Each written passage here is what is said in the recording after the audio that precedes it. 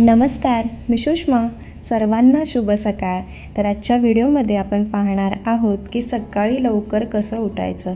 रात्री कितीही ठरवलं की सकाळी लवकर उठायचं, पण ते शक्य होत नाही. तर का शक्य होत नाही? सध्याच्या व्यस्त जीवनशैलीत प्रत्येक बाबतीत अनियमितता दिसून येते. खाण्यापिण्याच्या वेळा निश्चित नाही, घरी नेमकं कधी येणार सांगता येत नाही, सकाळी रोजचं रुटीन ठरल्याप्रमाणे पार पडत नाही, रात्री झोपायला किती वाजतील हे आपल्याला माहिती नसतं आणि याचा सगळा परिणाम आपल्या आरोग्यावर, आपल्या फिटनेसवर होत असतो. विशेषतः झोपण्या उठण्याच्या वेळा निश्चित नसल्या किंवा विचित्र असल्या तर आरोग्यावर त्याचा हमखास परिणाम होत असतो. म्हणून आपल्या घरातील जी बुजुर्ग माणसं असतात किंवा आपल्यापेक्षा वयाने मोठे असतात तर ते आपल्याला नेहमी सांगत असतात, रात्री लवकर झोपा आणि सकाळी लवकर उठा. तसेच वेद, पुराण आणि ग्रंथांमध्ये ब्रह्ममुहूर्ताला खूप शुभ मानले आहे. आपल्याला ऋषीमुनींनी या मुहूर्ताचे विशेष महत्त्व सांगितले आहे. यावेळी शास्त्रात झोपणे निषिद्ध मानले आहे. झोपेतून उठण्याचा हा काळ उत्तम असतो. तसेच सकाळी लवकर उठल्याने किंवा ब्रह्ममुहूर्तावर जागरण केल्याने दिवस आपला खूप छान जातो आणि कोणतेही काम आपण जे करतो ते यशस्वी होते. तसेच यावेळी वातावरणामध्ये सकारात्मक ऊर्जा असते आणि ती आपल्या शरीरामध्ये प्रवेश करते. यामुळे आपला दिवस चांगला जातो आणि मेन म्हणजे मनात चांगले विचार निर्माण होतात. तसेच धार्मिक मान्यतेनुसार ब्रह्ममुहूर्तावर देव आणि पूर्वज आपल्या घरी येत असतात. त्यावेळी जर आपण उठलो असू तर आपल्या घराची प्रगती होते. तसेच सकाळी लवकर उठणारी व्यक्ती ही आध्यात्मिक आणि नेहमी आनंदी असते. तसेच ब्रह्ममुहूर्तावरती आपण जे काही वाचन करू किंवा जे काही ध्यान करू तर त्याचे विश्लेषण चांगले होते. ब्रह्मज्ञानाचा सर्वोत्तम काळ हा मानला जातो. कोणताही अभ्यास, कोणतंही वाचन तुम्ही जर करत असाल तर ते चांगले लक्षात राहतं. म्हणून आपले आईवडील आपल्याला परीक्षेच्या टायमाला तरी आवर्जून उठवतात आणि अभ्यासाला बसवतात. तर सकाळी जे काही आपण वाचन करू ते लवकर लक्षात राहण्यास मदत होते.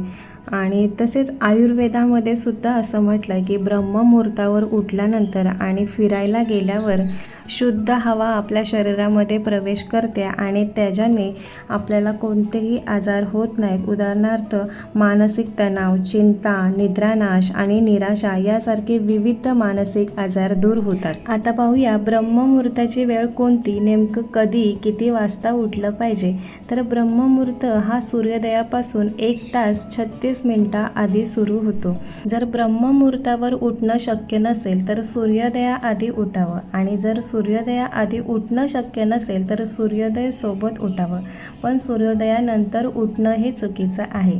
ऋतुमानानुसार सूर्योदयाची वेळ बदलत असते. हे लक्षात ठेवून आपली प्रकृती, आपलं मन आणि शरीराची स्थिती याची सांगड घालून उठायला हवं. आयुर्वेदानुसार मानवाचं शरीर 3 प्रकारचं बनलेलं असतं. वात, पित्त आणि कफ हे 3 प्रकार आहेत. या प्रकारानुसार उठण्याच्या वेळा पाळायला हव्यात. तज्ज्ञ सांगतात की वात प्रकृतीच्या लोकांनी सूर्योदयापूर्वी अर्धा तास आधी उठायला पाहिजे. तसेच पित्त प्रकृतीच्या व्यक्तींनी सूर्योदयाच्या पाऊण तास म्हणजे 45 मिनिटं आधी उठायला पाहिजे. तर कफ प्रकृतीच्या व्यक्तींनी सूर्योदयाच्या 1.5 तास आधी उठलं पाहिजे. ब्रह्ममुहूर्तावरती जर आपण उठत असू तर आपल्या शरीरातील बायोलॉजिक अर्थात जैविक घड्याळाशी सुसंबंधित असते आणि सूर्योदयासोबतच जर तुम्ही उठत असाल तर तुमची पचनक्रिया सुधारते आणि एकाग्रता चांगली राहते. कोणतीही गोष्ट आपल्या चटकन लक्षात येते, आपण पटकन समजून घेतो. आता स्वाभिमान, शिस्त, आनंद आणि निरोगी दीर्घायुष्य हे सूर्योदयापूर्वी किंवा सूर्योदयासोबत उठल्याने साध्य होते. तसेच ब्रह्ममुहूर्तावरती केलं जाणारं सर्वात महत्त्वाचं काम आणि आपण आवर्जून ते काम करतो तर ती म्हणजे सकाळची केली जाणारी देवपूजा. आता देवपूजा कधी करायची तुझीसुद्धा एक वेळ असते. आपण कधीही 12 वाजता उठून त्याच्यानंतर आंघोळ वगैरे करून घरातली कामं करून नंतर आपण जर देवपूजा करत असू तर ते चुकीचं आहे. सकाळ सकाळी पहाटे ब्रह्ममुहूर्ताच्या टायमाला सर्व मोठी मोठी जे मंदिरं असतात तर त्याचे दरवाजे ओपन होतात आणि त्या मंदिरातली पूजा ही सकाळची पहाटेच होते. त्याच्यामुळे आपल्या घरातली पूजासुद्धा आपण सकाळी ब्रह्ममुहूर्ताच्या टायमाला जेवढी लवकरात लवकर होईल तेवढं चांगलं आहे. घरामध्ये प्रसन्नता निर्माण होते, सात्विक वातावरण निर्माण होतं आणि घरातील प्रत्येक व्यक्ती जर ब्रह्ममुहूर्ताच्या टायमाला उठत असेल, सूर्योदयाच्या आधी उठत असेल तर त्या व्यक्तीची प्रकृती ही कायम चांगलीच राहते. दिवस पूर्ण चांगला जातो, सगळी कामं पटापट होतात आणि घरातली कामं मेन आवरली तर आपलं मनसुद्धा प्रसन्न राहतं, खास करून महिलांचं. कारण का वेगळ्या कोणत्या ना कोणत्या गोष्टी करायला आपल्याला वेळ भेटतो आणि जर सकाळी उशिरा उठलं की प्रत्येक गोष्ट, प्रत्येक काम हे उशिरा होतं. रात्री अगदी झोपायला उशीर होतो आणि मनसुद्धा नाराज राहतं.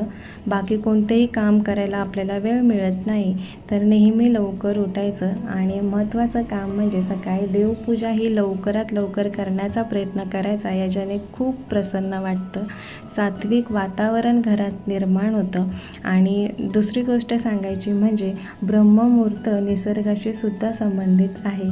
ब्रह्ममुहूर्त आणि निसर्ग यांचे एकदम जवळचे नाते आहे. यावेळी प्राणी, पक्षी हे सुद्धा जागे होतात. त्यांचं गोड बोलणं, त्यांचे सूर आपल्या कानावरती पडतात आणि त्या शांत वातावरणामध्ये त्यांचा आवाज, त्यांचा सूर ऐकायला खूप छान वाटतं. मन खूप प्रसन्न होतं. निसर्गामधली किंवा आपल्या बगीच्यामध्ये जर फुलं असतील तर ती सुद्धा छान अशी बहरतात. मग गुलाबाची, कमळाची, वेगवेगळी भरपूर सारे फुलं आहेत तर त्यांचा सुगंधसुद्धा इतरत्र दरवळत राहतो. त्याच्याने सुद्धा एक छान मस्त प्रसन्नता वाटते. आणि कोंबडासुद्धा सकाळ सकाळी मस्त बांग देतो, त्याचा आवाजसुद्धा कानावरती ऐकायला आपल्याला छान वाटतं. एक प्रकारे ब्रह्ममुहूर्तामध्येही निसर्गात चैतन्य निर्माण होते. उठणे, जागे होणे याचे हे प्रतीक आहे. निसर्ग आपल्याला संदेश देतो की झोपेचा त्याग करून ब्रह्ममुहूर्तामध्ये उठून रोजच्या कामाची सुरुवात. जर तुम्ही या शुभमुहूर्तावर उठण्याची दररोज सुरुवात केली तर चांगला परिणाम नक्कीच दिसून येईल. तर आजच्या व्हिडिओमध्ये सकाळी लवकर कसे उठायचे, कामं पटापट कशी आवरायची हे सांगितलेलं आहे. थोडीफार ब्रह्ममुहूर्तावरती उठण्याचे फायदे हे सुद्धा सांगितलेले आहे. तर आजचा व्हिडिओ तुम्हाला नक्की आवडेल आणि आजच्या व्हिडिओमध्ये जे माझं रुटीन सकाळी उठल्यापासूनचं आहे तर ते दाखवण्याचा मी प्रयत्न केला आहे. म्हणजे सकाळी अगदी पहाटे उठल्यानंतर मी कोणती कामं करते, रुद्राला शाळेत पाठवणं, तिचा टिफिन रेसिपी नाही दाखवली पण टिफिन बनवून तिला शाळेमध्ये पाठवलं आहे. त्याच्यानंतर मग माझी आवराआवर, घरातली कामं, देवपूजा आणि आजच्या व्हिडिओमध्ये जास्त करून मी देवपूजा दाखवले कारण का मी पंजाबला आल्यापासून देवपूजा ही कधी दाखवली नव्हती. तर आज मी आजच्या व्हिडिओमध्ये दाखवले. तर असा भिंतीमध्ये स्पेस होता, तिथे मी देवारा सेट केला कारण का आम्ही येताना देवारा घेऊन नाही आलो. देवारा माझा मोठा आहे तर तो तिथेच पुण्याच्या घरामध्ये ठेवला आहे आणि नेमकेच देवसुद्धा मी घेऊन आले आणि हे असे व्यवस्थित इथे लावून घेतलेत आणि छान अशी आजची देवपूजा झाली. तर इथे फुलं वगैरे इतकी काही मिळत नाही. सदाफुलीची फुलं ही मी घेऊन आले कारण का इथे बाकी कोणतीच फुलं मला दिसली नाही, त्याच्यामुळे मी ही फुलं आणलेत आणि छान वाटतात देवाला. जे लक्ष्मीच्या फोटोमध्ये तुम्ही कमलाचं फूल पाहताय त्याच कलरमध्ये एकदम मस्त ही फुलं आहेत आणि देवसुद्धा छान उठून दिसत आहेत. अगरबत्ती लावते, जर अगरबत्ती नसेल तर धूप नक्की लावायचा. देवाला सुगंधित काही ना काहीतरी लावायचं. त्याच्याने छान असं सात्विक वातावरण देवघरामध्ये किंवा आपल्या घरामध्ये निर्माण होतं. आज मी देव साफ केले होते म्हणजे धुतले होते आणि त्याच्यामुळे ठरवलं की आज देवाचं जास्त दाखवायचं आणि देव स्वच्छ पुसून वगैरे मस्त गंध वगैरे लावून घेतला देवाला आणि देवपूजा इथे माझी झालेली आहे. देवपूजा झाल्यानंतर देवाला नैवेद्य म्हणून काहीतरी फळ किंवा काहीच नसेल तर थोडीशी साखर देवाच्या पुड्यामध्ये नक्की ठेवायच्या आणि छोटंसं लोटाभर पाणी देवाला ठेवायचं. तर इथे पाहू शकता मी नैवेद्य म्हणून केळ ठेवलं आहे आणि छोटंसं पाणी भरून प्यायला ठेवलं आहे. तर आज देव माझे असे दिसत आहेत. आजचा व्हिडिओ तुम्हाला कसा वाटला मला कमेंट करायला विसरू नका. आणि जर व्हिडिओ तुम्हाला माझ्या आवडत असतील तर व्हिडिओला लाईक, शेअर, सबस्क्राईब करायलासुद्धा विसरू नका. पुन्हा भेटू अशाच एका नवीन व्हिडिओमध्ये. तोपर्यंत धन्यवाद.